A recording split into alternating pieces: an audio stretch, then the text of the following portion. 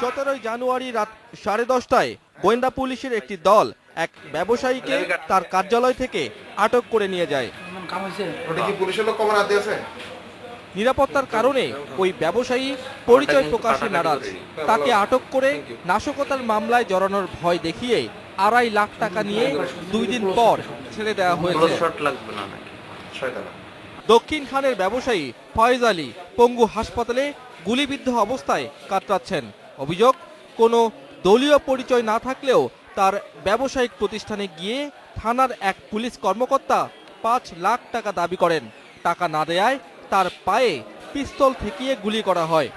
কোনো কথার উত্তর নেই। গেটের ভিতর টাইনা বাইরে গেরা সিপাহীর কাছে দিল, নিয়ে চল।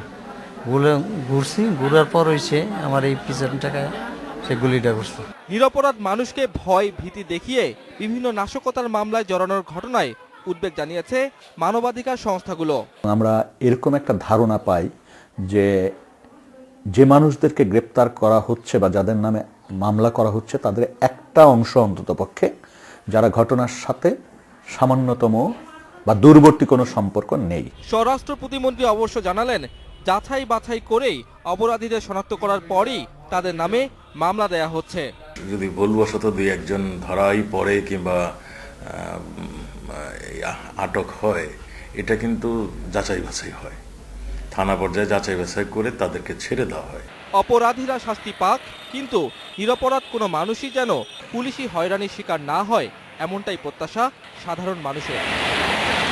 Shakil Abdullah, independent news, Dhaka.